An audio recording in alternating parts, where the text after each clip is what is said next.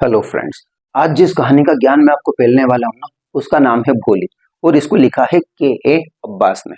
भोली इस कहानी की मेन कैरेक्टर है। तो चलिए हम अपनी कहानी की शुरुआत करते हैं। यह कहानी एक बच्ची के बारे में जिसका एक्चुअल नाम था सुलेखा, लेकिन वो भोली भाली सीधी सी थी। She was a simpleton. Simpleton is a person जिसको आसानी से बेवकूफ बनाया जा सकता है। इस कारण से सब उसको भोली भोली बोलने लग गए थे। उसके पापा थे नंबरदार रामलाल। नंबरदार, उन्होंने नंबर ही लगाए थे बच्चों के। 7 बच्चे थे भाई के, 4 लड़कियां और 3 लड़के। वैसे नंबरदार का मतलब होता है रेवेन्यू ऑफिशियल, जो टैक्स का काम करने वाले, टैक्स कलेक्ट करने का काम करता है ना, वो इंसान को बोलते हैं। तो रामलाल की बेटी भोली, जब वो 10 महीने की थी ना, तो वो खॉट पे से यानी खटिया पे से गिर गई थी। उसके ब्रेन में कहीं चोट लग गई थी, तो उसके ब्रेन की डेवलपमेंट प्रॉपरली नहीं हो पाया था। फिर वैसे अगर आप बात करो ना, जब वो बच्ची थी, she was fair and pretty, सुंदर सी प्यारी सी बच्ची थी। But when she was 2 years old, she had an attack of small pox. Small pox हो गया था। पूरी बॉडी पे उसको निशान निशान हो गए थे, काले काले निशान हो गए थे, पॉक मार्क्स हो गए थे। उसके पहले तो वो सुंदर थी, सिर्फ उसकी आंखों के आसपास का पार्ट बचा हुआ था, बाकी पूरी बॉडी पे उसको निशान हो गए थे। अब जब वो 5 साल की थी ना, तब तक तो वो बोल भी नहीं पाई थी। और जब वो बेचारी बोलना सीखी भी थी ना, तो हकलाते हुए, शी यूज्ड टू स्टैमर। अब वो हकला हकला के बोलती थी। बच्चे, ऑब्वियस सी बात है, ऐसे बच्चे का मजाक ही उड़ाते हैं। तो उसने मतलब वो जनरली ना चुप रहती थी, वो किसी से बात ही नहीं करती थी।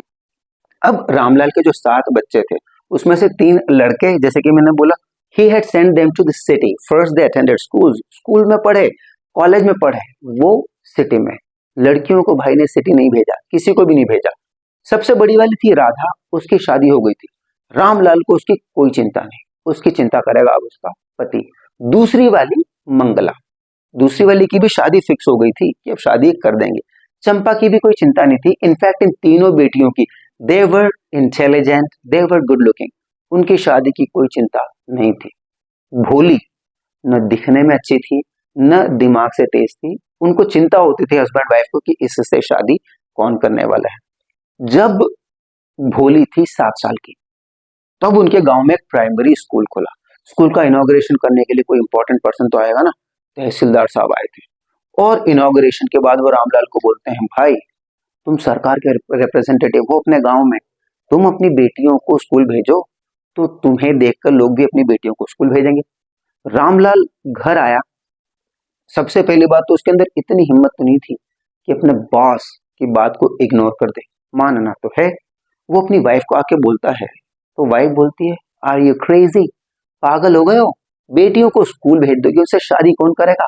देखो वो जमाना अलग था। तो वो बोलती है फाइनली कि चलो एक काम करते हैं, भोली को स्कूल भेज दो। जैसी उसकी शक्ल है, जैसी उसकी अकल है, वैसे भी उससे कोई शादी करने वाला है नहीं, तो उसको स्कूल भेज देते हैं। नाम भी हो जाएगा कि हाँ, आपने उनकी बात भी मान ली। ये पेरेंट्स की अप्रोच है। पेरेंट्स अपनी बेटी के बारे में ऐसा बोल रहे हैं, she lack sense, she has no wisdom. अगले दिन सुबह रामलाल उसका हाथ पकड़ता है स्कूल ले जाने के लिए। बच्ची घबरा जाती, बोली, वो बोलते हो, पागल घबरा क्यों रही है, चलो मेरे साथ में, तुम्हें स्कूल ले जा रहा हूँ। वो बोलती, no no no no no. वो बोलती है, रे मैं कहाँ ले जा रहा हूँ, स्कूल ही तो ले जा रहा हूँ, जबरन के नाटक क्यों कर रही है। लेकिन उस बच्ची के मन में डर था। क्या डर था? उनके घर में एक गाय थी, लक्ष्मी। पिताजी उसको लेके गए थे, बेच आए थे। बच्ची ये सोच रही थी कि कहीं मुझे भी तो नहीं बेच आएंगे, लेकिन कोई बेचने वाले तो थे नहीं, उसको स्कूल ले जाने वाले थे। अब उसको बिचारी को कभी नए कपड़े नहीं दिलाए गए थे। यार इस बात में मेरी ऑथर से थोड़ा डिसएग्रीमेंट है। हिंदुस्तान में बहुत नॉर्मल बात है, बड़े भाई बहन के जो कपड़े होते हैं वो छोटे को पहना दिए जाते हैं कई बार। इसमें मुझे नहीं लगता कि कोई बहुत ज्यादा डिस्क्रिमिनेशन वाली बात है। हमने भी पहने, आपने भी पहने होंगे। तो भोली को उस दिन चंपा की एक ड्रेस दी गई, जो पुरानी थी ना, उसको छोटी हो गई थी, लेकिन एकदम उसको क्लीन करके बढ़िया उस दिन भोली को नहलाया भी गया। ऐसा नहीं है कि उसको जिंदगी में पहली बार नहलाया था, लेकिन उसको नहलाया धुलाया, चकाचक कर दिया, उसके बालों में तेल भी लगाया। तब भोली को लगा कि यार ये स्कूल तो सही जगह है, डरने की बात तो नहीं है। शी फाइनली रियलाइज कि जो स्कूल है वो उसके घर से बेहतर ही होगा। अब उसके पापा जब उसको लेके स्कूल जाते हैं, तो वो बेटी को, किसको, भोली को किसको हैंड ओवर कर देते हैं, टू दी हेड मिस्ट्रेस। भोली वहां पर देखती कि बहुत सारी लड़कियां हैं, they are sitting in different rooms and they are squatting. Squatting का मतलब कि अपने पैर पे ही बैठ जाना, उनके पास लेट है, वो सब पढ़ाई कर रही है। भोली को बिल्कुल भी आइडिया नहीं है कि स्कूल किस चिड़िया का नाम है, किस बीमारी का नाम है, लेकिन जब वो देखती है कि यार सारी लड़कियां मेरी एज की तो है, तो इनमें से कोई ना कोई तो मेरी दोस्त बन ही जाएगी। और वैसे एक बात बता दूं, स्कूल की दोस्ती बहुत लंबे टाइम तक चलती है। तो जो तुम्हारे दोस्त हैं, फ्यूचर में जब तुम पलट के देखोगे तुम बोलोगे यार तू इतने टाइम से अपन साथ में। तो उसको लगता है कि हाँ चलो कुछ तो अपनी बात बन जाएगी। टीचर जब पढ़ा रही थी, ब्रेन से बेचारी स्लो, उसको कोई सिग्नल ही नहीं मिल रहा। उसको बिल्कुल भी समझ में नहीं आ रहा कि टीचर पढ़ा क्या रहा है। उसका ध्यान कहाँ पर है? दीवारों पे। वो देख रही क्या सुंदर सुंदर पेंटिंग है। घोड़ा ब्राउन कलर का बना हुआ ठीक वैसा ही जिसपे तहसीलदार साहब बैठ के आए थे। दी गोट इज ब्लैक, बिल्कुल उनके नेबर की गोट के जैसे। पैरट्स कौन से कलर के होते हैं आपको भी पता होगा। Just like she had seen in the mango orchard, orchard मतलब बगीचा। और गाय किसके जैसी? उसकी लक्ष्मी के जैसी, उसी के गाय के जैसी। ऐसे बहुत सारे जानवर वहां पर बने हुए थे। टीचर उससे बोलते हैं finally, what is your name little one? तुम्हारा नाम क्या है? वो ब ऐसे करती है, इससे ज्यादा तो बेचारी बोल ही नहीं पाती। और उसकी आंखों में आंसू आने लग जाते हैं, क्योंकि देखो ये उसका सबसे बड़ा प्रॉब्लम थी, ये उसकी तो दुखी बहुत थी इस चीज से। लेकिन इसके बाद बात आई गई हो गई, वो एक कॉर्नर में चुपचाप बैठी रही, क्योंकि उसको लग रहा था कि बच्चे आज भी उसका मजाक तो बनाएंगे। छुट्टी हुई, सारी लड़कियां भागी, जैसे कि तुम लोग भागते हो छुट्टी के बाद। लेकिन भोली एक कोने में अभी भी बैठी रही। उसके पास उसकी टीचर आई। वो टीचर उससे बात करने लग गई। नाम वाम पूछना हुई है। वो बोलती है भोली, और उससे बात करने की कोशिश करती है। भोली ना, शी यूज्ड टू स्टैमर। उससे इतने प्यार से किसी ने बात नहीं की थी। वो सोचती है कि यार इस भली महिला के लिए एक बार मैं अच्छे से बोलना चाहती हूँ, मेरी जबान मुझे बस वापस बेइज्जत ना करवा दे, डिसअपॉइंट ना कर दे। वो जैसे भी करके भ भ भ भ भोली, फाइनली वो अपना नाम बोल देती है और उसको काफी सेटिस्फैक्शन लगता है। टीचर उसको बोलती है बेटा डरने की कोई बात नहीं है, है ना। अपने दिल में से जो डर है ना, फियर, निकाल फेंको। तुम बिल्कुल वैसे ही बोल पाओगे जैसे बाकी बच्चे भी बोल पाते हैं। भोली उनकी तरफ देखती है और बोलती है जैसे कि सच में क्या? हाँ। अब टीचर उसको बोलती है देखो स्कूल रेगुलरली आना, धीरे धीरे तुम सब कुछ सीख जाओगी। टीचर उसको बोलती है रोज स्कूल आओगी ना? तो भोली शी नॉडेड, मतलब ऐसे सिर हिलाए। टीचर बोलती है सिर मत हिलाओ, बोलो। वो ये यस, और ऐसा करके बोल लेती है। टीचर उसको बोलती है कि देखा मैंने बोला था ना कि तुम कर पाओगी। टीचर की बात मान लिया करो, टीचर अक्सर सही होते हैं, है ना, तुम्हारे भले की बात करते हैं। भोली को भी विश्वास नहीं हुआ कि वो बोल पाई इतने अच्छे से। फिर टीचर उसको बोलती है, एक बुक देती है और बोलती है कि देखो तुम अभी ये बुक पढ़ पाओगी 1 महीने में, इसके बाद मैं तुमको और बड़ी बुक दूंगी और तुम बहुत ज्यादा पढ़ लिख लोगे, और इतने पढ़ लिख लोगे जितना कि इस गांव में कोई भी पढ़ा लिखा नहीं है। वो बुक देखती है, उसमें डॉग रहता है, कैट रहता है और दूसरे एनिमल्स भी रहते हैं। और जो पिक्चर्स बनी होती है ना, उनके पास एक बड़े बड़े लेटर बने हुए थे। टीचर उसको बोलती है कल सुबह जल्दी आ जाना, हमको बहुत पढ़ाई करनी है, ठीक है। भोली स्कूल जाने लगी और ऐसे साल बीतते गए। अब उनका गांव थोड़ा बड़ा हो गया था। वहां पर ट्रेन जो मेल थी वो भी रुकने लग गई थी। जो प्राइमरी स्कूल था वो भी थोड़ा बड़ा हो गया था। और वहां पर एक जिनिंग मिल, जिनिंग का मतलब क्या था, कॉटन में से सीड निकालने की, वो हो गई थी। और वहां पर एक थिएटर भी आ गया था, सिनेमा। लेकिन वो टिन शेड में था। अब ये मत सोचना कि गांव में कोई पीवीआर या आइनॉक्स आ जाएगा। छोटा ही था पर था तो सही। तो ऐसे वो गांव जो है वो टाउन बन गया था। एक दिन जो रामलाल है वो अपनी वाइफ से बात कर रहे हैं, तो मैं बिशंबर का रिश्ता एक्सेप्ट कर लूं क्या भोली के लिए? तो वो बोलती है हाँ बिल्कुल कर लो, उसमें क्या है। वो बोलता है लेकिन यार उसकी एज बहुत ज्यादा है, और उसकी जो बेटियां, उसके जो बच्चे हैं ना पहली वाइफ से, वो भी तो काफी बड़े हो गए हैं। और तो वो बोलती है देखो सबसे पहली बात तो वो आदमी, उसका खुद का घर है, डाउरी मांग नहीं रहा है, उसकी खुद की शॉप है। किस्मत वाली है वो जो ऐसा आदमी उससे शादी कर रहा है। और मैंने तो ये भी सुना है कि उसके बैंक अकाउंट में हजारों रुपए रखे हुए हैं। एज की बात 45-50 कोई आदमी के लिए ज्यादा है नहीं। और वैसे भी वो दूसरे गांव का है ना, उसको पता नहीं है भोली के बारे में, वरना वो शादी करने के लिए हाँ भी नहीं करता। ये धीरे धीरे बात कर रहे हैं और दूसरी साइड में इनके विस्पर्स को कौन सुन रही थी? भोली। But she did not say anything, मतलब उसने शादी मान ली कि हाँ चलो ठीक है कर लेगी। जब शादी हुई ना तो बिशंबर पैसे वाला बंदा था, with great pomp and show, मतलब बिल्कुल झांकी मंडप के साथ बढ़िया बारात लेके आया। उसके पापा रामलाल जो थे ना, वो देखते कि यार क्या सही बंदा है, क्या सही बंदे से मेरी बेटी की शादी हो रही है। उसकी सिस्टर्स जो थी भोली की, दे वर एनवियस ऑफ भोली, उनको जलन होने लगी कि अच्छा इसकी ऐसी जगह पर शादी हो रही है। जब शादी का फाइनली मुहूर्त आया तो पंडित जी क्या बोलते हैं, कन्या को बुलाओ। कन्या वहां पर आकर बैठ गई।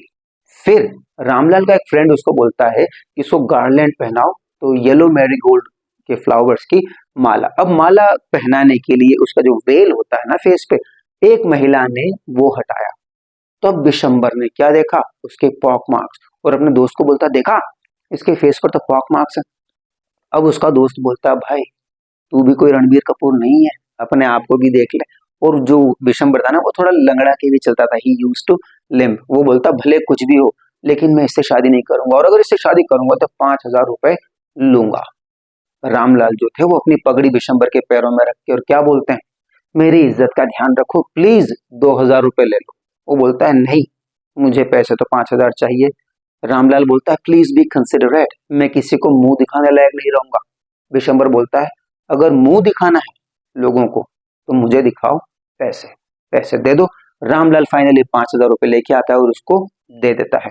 विशंबर जो है ना वो बिल्कुल खुश होता है, स्माइल, हाँ हाँ हाँ, गेम खेला था उसने गैम्बल और वो जीत गया। बोलता लाओ माला दो, अब मैं माला पहनाता हूँ। अब जब भोली को माला पहनाने लगा ना वो, उसका जब वो पर्दा हटाया गया, अब भोली नीचे नहीं देख रही थी, सीधे उसकी तरफ देख रही थी। उसकी आंखों में कोई गुस्सा नहीं था, कोई हेट्रेड नहीं थी, बस कॉन्टेम्प्ट था। कॉन्टेम्प्ट मतलब एक डिसरिस्पेक्ट, कि ऐसे आदमी का क्या सम्मान करे जो पैसे के लिए ऐसे कर रहा है। जब वो माला पहनाने लगा तो बिजली की रफ्तार से उसने ऐसे हाथ घुमाया, माला कहाँ गई, सेक्रेट मतलब जो सेक्रेट फायर थी ना उसके अंदर, जो फेरे के लिए आग जली थी उसमें। और फिर वो बोलती है पिताजी मैं इस आदमी से शादी नहीं करूंगी। सब लोग शॉक्ड हो गए थे कि यार ये बच्ची जो बिना कभी मतलब शी यूज्ड टू स्टैमर, इतना क्लियरली कैसे बोल पाई। भोली की बात सुनकर ना रामलाल वाज थंडरस्ट्रक, थंडरस्ट्रक मतलब शॉक्ड। और जो गेस्ट थे ना वहां पे, जो मेहमान आए थे, वो लोग भी थोड़ा विस्परिंग करने लगे कि कैसी बेशरम लड़की है देखो। फिर पिताजी बोलते हैं आर यू क्रेजी, ये क्या कर रहे हो। भोली बोलती है पिताजी आपकी इज्जत का ध्यान रख रही थी मैं, इसलिए मैं ऐसे आदमी से शादी करने लग गई थी, लेकिन ऐसे मीन ग्रेडी कावर्ड कॉन्टेम्प्टेबल आदमी, ऐसा मुझे हस्बैंड नहीं चाहिए। फिर एक वहां पर एक बूढ़ी औरत बैठी थी, वो बोलती है कि देखो ना इसमें शक्ल है ना अकल है, और फिर भी इतनी बेशर्म उसके ऊपर से। और वो बोलती है देखो ऐसे आदमी से मैं शादी करने वाली नहीं हूँ, ठीक है। मुझे तुम लोग क्या समझते हो, क्या है मैं दम खाओ, मैं तो कुछ बोलूंगी नहीं। सही भी था, मैं अपने पिताजी की इज्जत का ध्यान रख के नहीं बोल रही थी, लेकिन अब नहीं होगा। बुढ़िया हो गया, या थोड़ा बहुत और सुनाओ तुझे। जो विशंबर भाई साहब थे उनको लगा कि यार इससे ज्यादा घनघोर बेइज्जती अब क्या होगी। वो उठा और वापस जाने लगा, बारात वापस गई। अब बैंड वाले जो लोग थे उनको समझ में नहीं आया कि अपने को क्या करना है। तो वो जो वापस शादी होती है ना पूरी, तो वो जो गाना बजता है वो बजाने लग गए और वो चले गए। सब लोग चले गए, जो सीक्रेट फायर थी वो भी बुझ गए। पिताजी जो थे रामलाल, वो अपना सिर ऐसे झुका के दुखी शर्म थे, वो खड़े थे। और अब उनको समझ में नहीं आ रहा था। वो बोलते हैं भोली को अब बेटा तेरा क्या होगा, अब हम तेरे साथ क्या करेंगे। वो बोलती है पिताजी आपको मेरे साथ कुछ भी करने की जरूरत नहीं है, आपकी ओल्ड एज में मैं आपके साथ रहूंगी, आपकी और मम्मी की सेवा करूंगी। और ये जो सारी बातें वो बोल रही थी ना एकदम काम एंड स्टेडी आवाज में, पहले जैसे बिल्कुल भी हकला नहीं रही थी। और आगे बोलती कि और जिस स्कूल में मैंने इतना कुछ सीखा है ना, उसी स्कूल में मैं आगे जाके पढ़ाऊंगी। Yes ma'am. वो किसको बोलती है बात, अपने टीचर को। और उसकी टीचर इस सारे टाइम अलग से खड़ी हुई देख रही थी भोली को, जिस पर्सन को, जिस भोली को जो कुछ भी नहीं बोल पाती थी, उसमें इतना कॉन्फिडेंस और इतना नॉलेज डाल दिया। तो ऑफ कोर्स एक जो मास्टरपीस बनाने वाला आदमी होता है उसको कैसी खुशी होती है, और ऐसी ही खुशी होती है उस टीचर को। और यहाँ पर हो जाती है स्टोरी कंप्लीट। अब इस चैप्टर में से कुछ इंपॉर्टेंट क्वेश्चंस कैसे पूछे जा सकते हैं। पहला तो हो सकता है कि how did Bholi's family treat her, कैसा बर्ताव करती थी। एक ऐसा हो सकता है क्वेश्चन कि what was Bholi's experience at the first day in the school. एक और क्वेश्चन ऐसा बन सकता है लॉन्ग आंसर टाइप में कि हाउ डिड एजुकेशन शेप भोली। इसके साथ और कुछ चीजें ऐड की जा सकती है, बट इंपॉर्टेंस ऑफ एजुकेशन, इस तरह के क्वेश्चंस पूछे जा सकते हैं। तो आई एम श्योर आपको ये स्टोरी देखकर मजा आया होगा। अभी तक के लिए इतना ही। Good bye, do take care of yourself.